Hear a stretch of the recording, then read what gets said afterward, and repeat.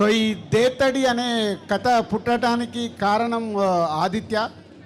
So ఎక్కడో హైదరాబాద్ నుంచి America వెళ్ళి అక్కడ ఎంఎస్ చేసి మళ్ళీ బ్యాండ్ వాళ్ళ గురించి ఒక కథ రాసి హైదరాబాద్ కల్చర్, హైదరాబాద్లో ఉండే ఫెస్టివల్స్ గురించి ఈ సినిమా ఒక బ్యాండ్ కొట్టుకునే కుర్రాడు గురించి తన లైఫ్లో చూసిన ఇన్సిడెంట్స్ అన్నిటినీ ఒక కథగా గన్ను అనే క్యారెక్టర్కి ఒక కథ రాయడము. ఆదిత్య హైదరాబాద్లో ఉండే ఎల్లమ్మ లగ్గం దగ్గర నుంచి ప్రతి ఒక్క ఫెస్టివల్, బోనాల్ది కానీ, వినాయక చవితిది వచ్చేది కానీ, అమ్మవారిది కానీ, అలాగే సదర్ కానీ, ఇలా హైదరాబాద్ కల్చర్ గురించి ఈ సినిమా తీయబోతున్నాడు. సో ఆల్మోస్ట్ ఒక 1 year నుంచి ఆశీష్ అండ్ ఆదిత్య అందరి బ్యాండోళ్ళ చుట్టూ తిరుగుతూ వాళ్ళ కథల్ని తెలుసుకుంటూ వాళ్ళ లైఫ్లో ఉండే ఇన్సిడెంట్స్ అన్నిటినీ పోగు చేసి ఒక దేతడి అనే కథ ఫైనల్గా రాశాడు.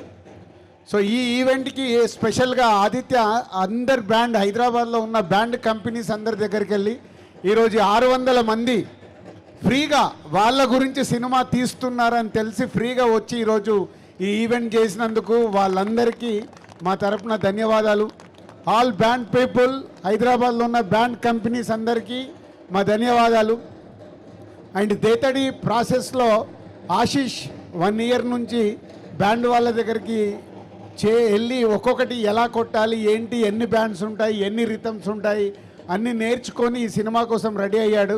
సో ఈ Dethadi Aditya and Ashish and team చేస్తున్న వాళ్ళ ప్రయత్నానికి ఆల్ ది బెస్ట్ చెప్తూ సినిమా చూసే వరకు మనం వెయిట్ చేయాల్సిందే. సో కథ ఆదిత్య అద్భుతంగా రాసుకున్నాడు. దానికి ప్రసన్న మా సంస్థలో ఆల్రెడీ సినిమా చూపిస్తామామా, నేను లోకల్, హలో గురు, ప్రేమ కోసం ఇలాంటి సినిమాలకి రాశాడు ప్రసన్న.